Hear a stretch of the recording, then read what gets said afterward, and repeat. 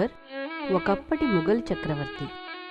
ఆయన దగ్గర బీర్బల్ అనే గొప్ప విదూషకుడు ఉండేవాడు.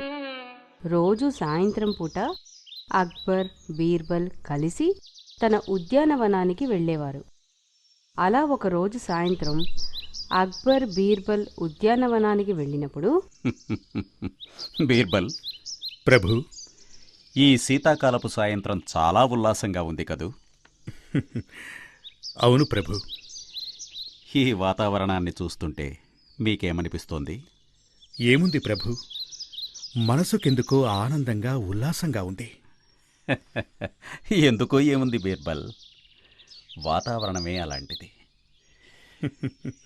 అలా వారిద్దరూ అక్కడ కుశల ప్రశ్నలు వేసుకుంటూ ఉండగా ఇంతలో దూరంగా ఒక ముసలి బ్రాహ్మణుడు వీరి వైపుగా రావడం చూశారు. ఎవరో ఇటుగా వస్తున్నట్లుంది. ఆ, ఎవరో పేద వృద్ధ బ్రాహ్మణులా ఉన్నాడు. అవును ప్రభు.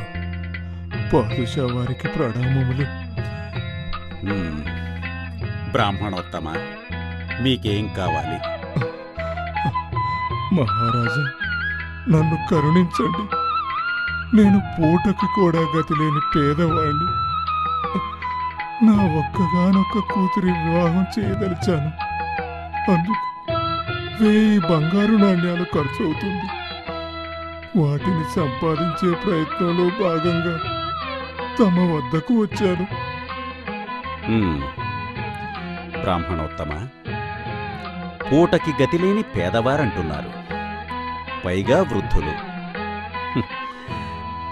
అంత ఖర్చు చేసి మీ కుమార్తె వివాహం ఘనంగా చెయ్యాలని మీరు ఎందుకనుకుంటున్నారు?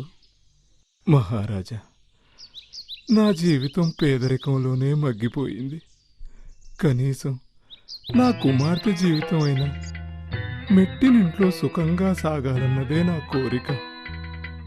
అటువంటి సంబంధం లభించాలంటే ఇప్పటి కాలమాన పరిస్థితులను బట్టి కనీసం ఆ మాత్రం ఖర్చవుతుందిగా మహారాజా.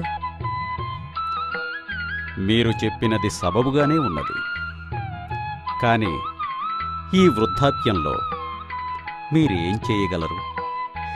ఏ పని చెప్పినా నేను చేయటానికి సిద్ధంగా ఉన్నాను మహారాజా. దయచేసి నాకు పని కల్పించండి. అయితే మేమొక పని చెబుతాం, చేయండి. ఆ పని చేసిన వెంటనే మీకు 1000 బంగారు నాణేలు బహుమతిగా ఇస్తాం. ఏమంటారు బీర్బల్ గారు?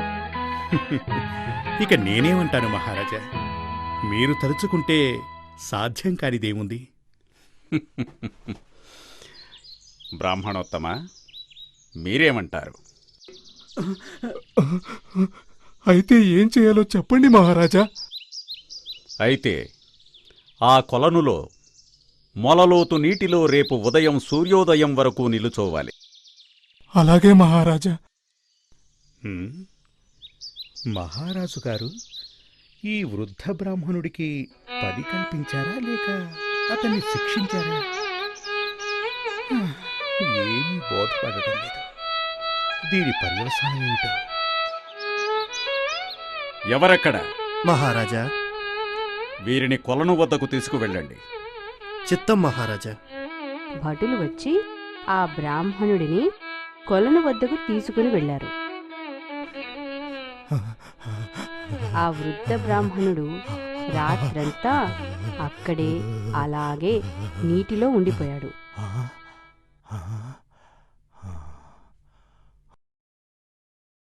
మరునాడు ఉదయం భటులు ఆ వృద్ధ బ్రాహ్మణుడిని తీసుకుని రాజమందిరమునకు చేరుకున్నారు.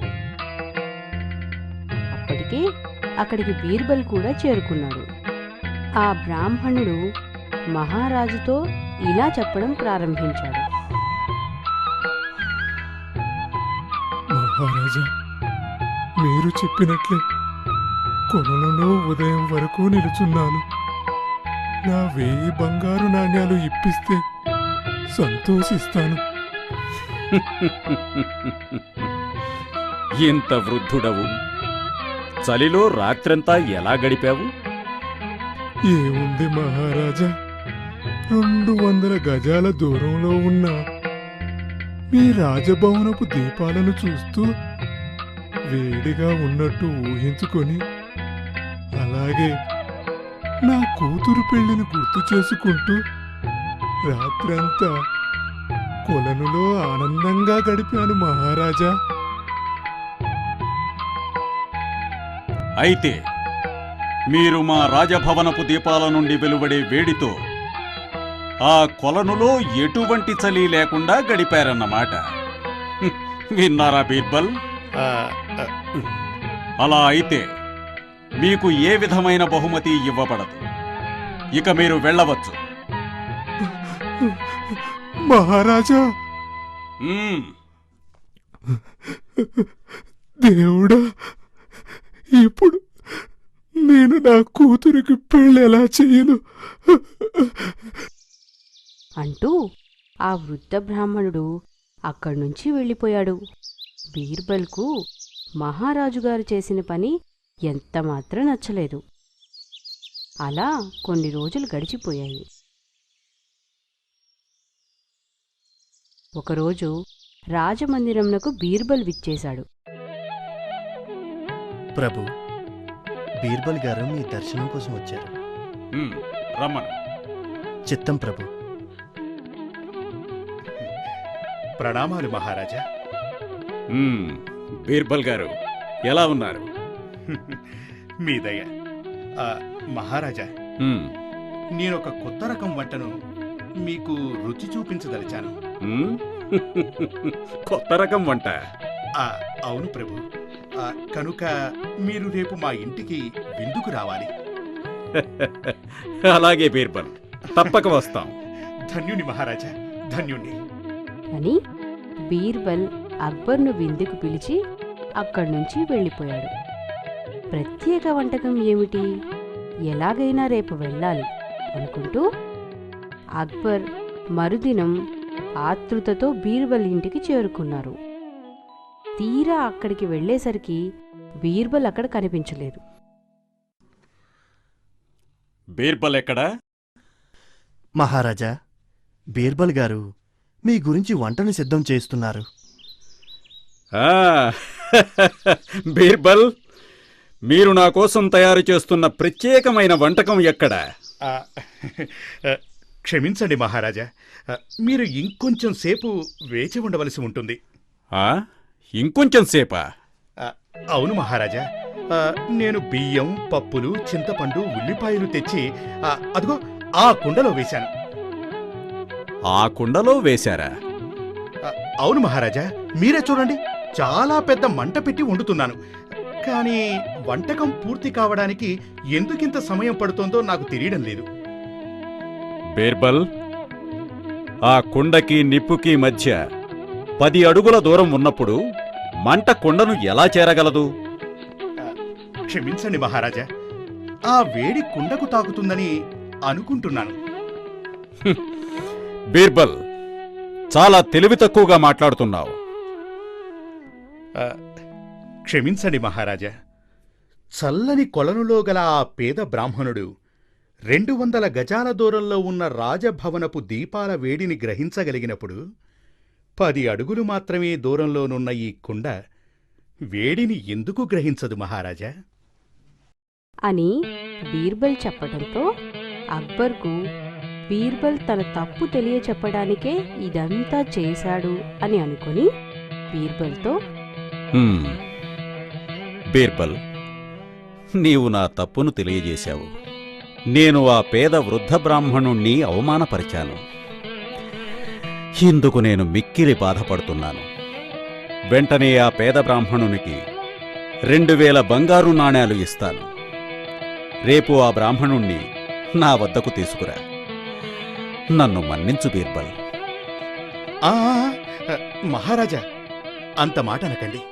మీరే నన్ను క్షమించాలి. దయచేసి నా ఆతిథ్యాన్ని స్వీకరించండి. లోపల భోజనంతో పాటు మీకోసం ప్రత్యేకంగా కిచిడీ కూడా తయారు చేసి పెట్టాను. దయచేసి లోనికి రండి మహారాజా, విచ్చేయండి. బీర్బల్, నీ హృదయం ఎంతో సున్నితం. అంటూ అక్బర్ని తీసుకుని ఇంటి లోపలికి వెళ్ళాడు బీర్బల్.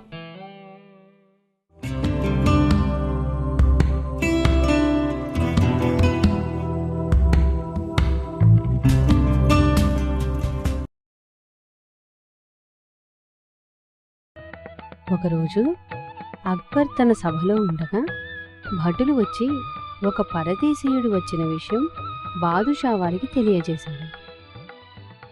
మహారాజులకు జయము. మహారాజా, తమ దర్శనం కోసం ఎవరో వచ్చి ఉన్నారు మహారాజా. ప్రవేశపెట్టు. చిత్తం మహారాజా. పాదుషా వారికి ప్రణామములు. ఎవరు మీరు? మీరు వచ్చిన కార్యమేమి? మహారాజా, మేము తమరి ఆస్థానమునందలి బీర్బల్ గారి గురించి చాలా విన్నాం. కనుకనే మా సవాలును అంగీకరించవలసిందిగా కోరుతున్నాం. సవాలా? ఎటువంటి సవాలుకైనా మా బీర్బల్ సిద్ధమే. ఏమంటారు బీర్బల్? నేనెప్పుడూ సిద్ధమే మహారాజా.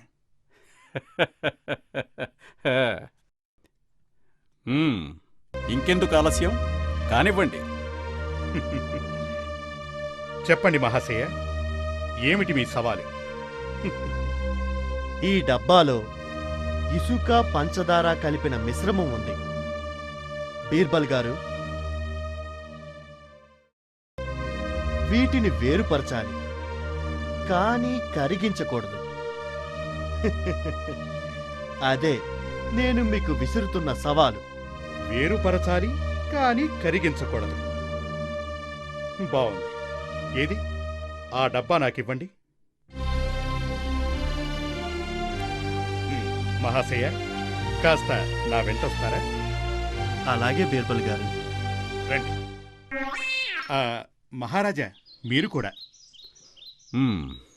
పదండి బీర్బల్ అంటూ అక్బర్తో సహా అందర్నీ తీసుకుని మామిడి తోటలోనికి ప్రవేశించారు.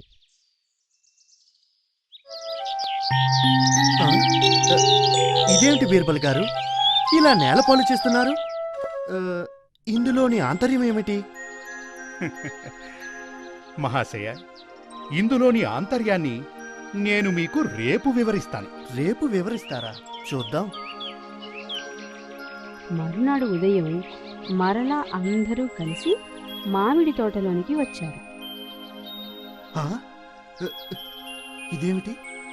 పంచదార మొత్తం ఎలా మాయమైనది? చాలా ఆశ్చర్యంగా ఉంది. అవును, ఆశ్చర్యంగా ఉంది. ఇక్కడ వేసిన పంచదార మాయమైనది. బీర్బల్, ఏమిటి విచిత్రం? ఇందులో విచిత్రం ఏమీ లేదు మహారాజా. ఇది మామిడి చెట్టు మొదలు కావడంతో ఇక్కడ చీమలు ఎక్కువగా ఉంటాయి. ఇకపోతే చీమలకు పంచదార ప్రీతిపాత్రమైనది. అవి పంచదారను వాటి వాటి స్థావరాలకు చేరవేయటంతో పంచదార మాయమైంది. అక్బరు బీర్బల్ తెలివితేటలని మెచ్చుకున్నారు. సెహబాష్ బీర్బల్, సెహబాష్. మహాశయ, మీకు వేరుపడిన పంచదార కావాలంటే చీమల స్థావరాలకు వెళ్ళి వెతకండి.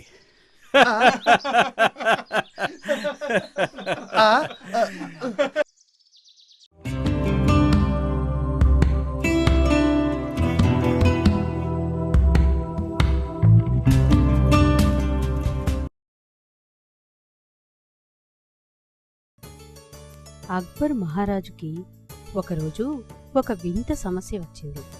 ఇరాన్ మహారాజు అక్బర్ మహారాజుకి 3 ప్రతిమలు పంపి వాటిలో ఏది ఉత్తమమైనదో, ఏది మధ్యమమైనదో, ఏది అధమమైనదో కనుక్కొని తమకు తెలియచేయమని చెప్పారు. దీనిని బీర్బల్ ఒక్కడే పరీక్షించగలడని భావించి బీర్బల్కు అక్బర్ కబురు పెట్టాడు.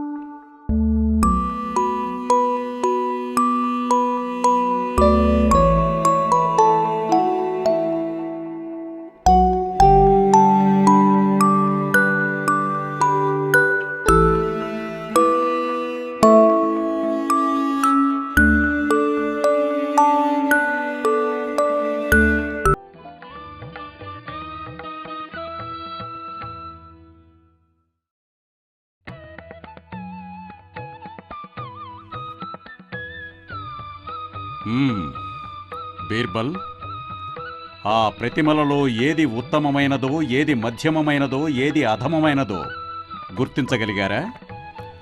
చిత్తం మహారాజా. ఈ 3 ప్రతిమలలో ఏది ఉత్తమమైనదో, ఏది మధ్యమమైనదో, ఏది అధమమైనదో చెబుతాను వినండి. అయితే చెప్పండి బీర్బల్. ఈ 3 ప్రతిమలను బాగా పరీక్షించాను మహారాజా. మీరు కూడా గమనించే ఉంటారు. ఈ ప్రతిమలకు ఎడమ చెవి దగ్గర చిన్న రంధ్రం ఉంది. అవును. అయినంత మాత్రాన అంత ఖచ్చితంగా ఎలా చెప్పగలిగారు బీర్బల్? వివరంగా చెప్తాను వినండి మహారాజా. ఇరాన్ మహారాజు పంపిన ప్రతిమలను మీరిచ్చిన తీగతో పరీక్షించి చూశాను. మొదటి ప్రతిమ చెవిలో నుండి తీగ వదలగా అది నోటి నుండి బయటకు వచ్చినది. అంటే మొదటి రకం మనుషులు చెవితో విన్నదానిని విన్నట్టు ఊరుకోక వాగుతూ ఉంటారు అని దీని అర్థం. యుక్తిని కాక నోటిని ఎక్కువగా వాడువారు అధములు. ఇక రెండవ రకం ప్రతిమను చూస్తే తీగను చెవిలో నుండి బయటకు వదలగా అది మరొక చెవిలో నుంచి బయటకు వచ్చినది. అంటే రెండవ రకం మనుషులు చెవితో విన్న మంచినైనా చెడునైనా పాటింపక ఒక చెవితో విన్నదానిని రెండవ చెవితో వదిలివేయుదురు గనుక వీరు మధ్యమ రకానికి చెందినవారన్నమాట. ఫలా బీర్బల్ ఫలా. మహారాజా, ఇక మూడవ రకం ప్రతిమ చెవిలో నుండి తీగ వదలగా అది బయటికి రాక కడుపులోనే ఉండిపోయినది. అంటే ఈ రకపు మనుషులు చెవితో విన్న మంచిని చెడును బయటకు రానివ్వక కడుపులో జీర్ణించుకుందురు. ఇది ఉత్తమ లక్షణం గనుక వీరు ఉత్తములు. ఈ ప్రతిమ ఉత్తమమైనది. సెహభాష్ బీర్బల్, సెహభాష్. మనుషులలోని 3 రకాలను చక్కగా వివరించారు. మీ ఈ సందేశాన్ని ఇరాన్ మహారాజుకు పంపుతాను.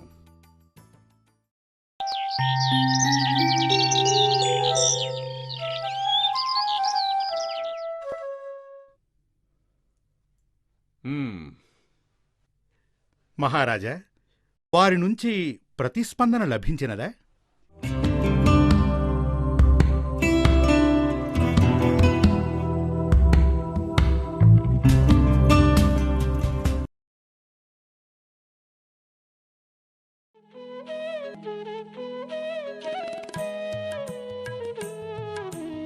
సభాసదులారా, నేనొక 3 ప్రశ్నలు అడగదలిచాను.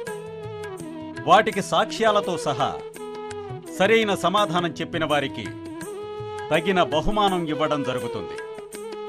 మీరు కూడా సిద్ధమేనా బీర్బల్? చిత్తం ప్రభు, మీరడగండి. మొదటి ప్రశ్న, మనం ఉన్నా లేకపోయినా నిలిచిపోయేది ఏది?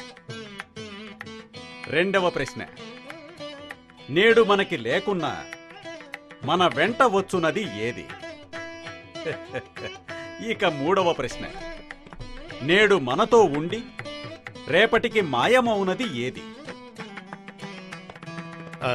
మహారాజా, ఈ ప్రశ్నలకు సమాధానం కొరకు తమరు మారువేషంలో నాతో రావలసి ఉంటుంది. మారువేషంలోనా? అవును మహారాజా. అలాగే బీర్బల్, అలాగే.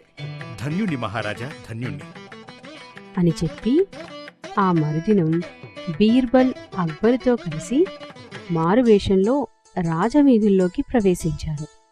ఓ షావుకారు, ఇటు ఇటు. మేము ఓ మంచి పని చేయటానికి డబ్బులు వసూలు చేస్తున్నాం. కానీ తీసుకున్న ప్రతి రూపాయకు బదులుగా మేము ఎదుటివారి తలపై మా పాదరక్షతో కొడతాం. అది మీకు అంగీకారమేనా? అలాగే స్వామి, నేనెంతో సంపాదించాను. అది ఒక మంచి పనికి ఉపయోగపడుతుందంటే నా జన్మ తరించినట్లే. మీరు చెప్పినట్లే మీ పాదరక్షలతో నా నెత్తిపై కొట్టండి. చాలా సంతోషం నాయన, చాలా సంతోషం. రేపు మేము ఉదయమే వచ్చి డబ్బు తీసుకుంటాం.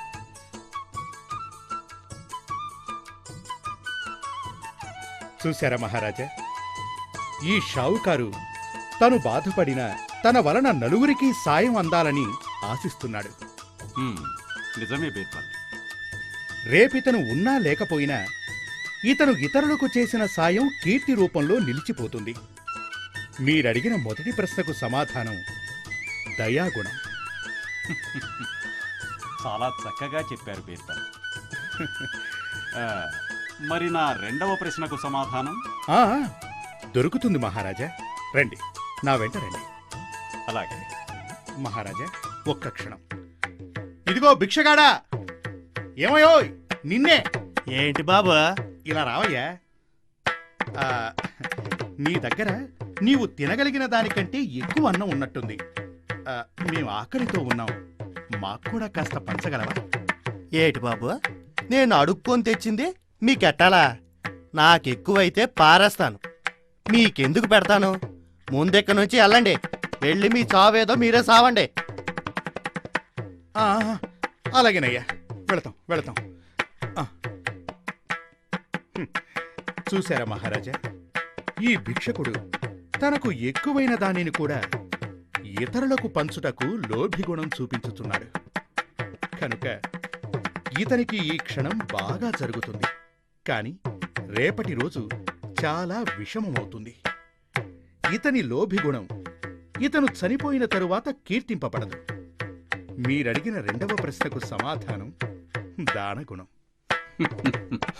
చాలా చక్కగా చెప్పావు బీర్బల్. మరి మా మూడవ ప్రశ్నకు సమాధానం? ఆ, చెబుతాను మహారాజా, చెబుతాను. రండి. అలాగే.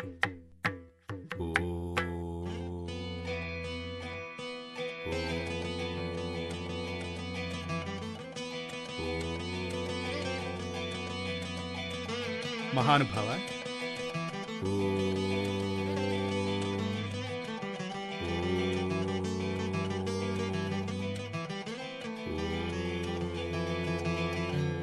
మహానుభావ,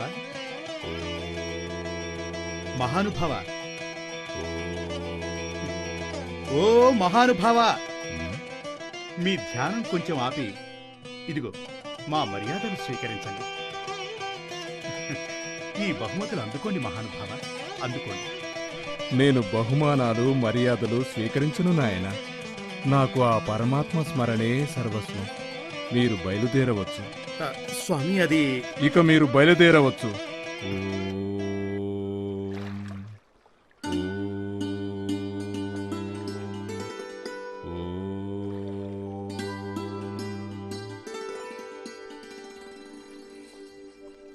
బీర్బల్, మహారాజా, ఇది నా మూడవ ప్రశ్నకు సమాధానం కాదు కదా? చెబుతాను మహారాజా, చెబుతాను. ఈ ఋషి పుంగవుడి దగ్గర భక్తి తప్ప మరొక ధనము లేదు. కాని తన తదనంతరము ఆయన నిరాడంబరత్వం శాశ్వతముగా నిలిచిపోతుంది. ఈయన నిజంగా ధన్యుడు. మీరడిగిన మూడవ ప్రశ్నకు సమాధానం దైవభక్తి. మహారాజా, మీరడిగిన 3 ప్రశ్నలకు సమాధానముగా మీ జీవిత విధానమునే చెప్పవచ్చును. మా జీవిత విధానమున? అవును మహారాజా, మీరిప్పుడు చేసే మంచి పనులు తరతరాలకి నిలిచి ఉంటాయి. అలాగే మీరు చూపే దయాగుణము, మీలో లేని లోభిగుణము మీ కీర్తిని పెంచుతాయి. ఒకవేళ మీరు మంచి పనులు చేయకపోతే అవి ఎవరిచేత పొగడబడవు. చాలా చక్కగా వివరించారు బీర్బల్. ఇదిగోండి, ఈ బహుమానాన్ని అందుకోండి. ధన్యుణ్ణి మహారాజా, ధన్యుణ్ణి.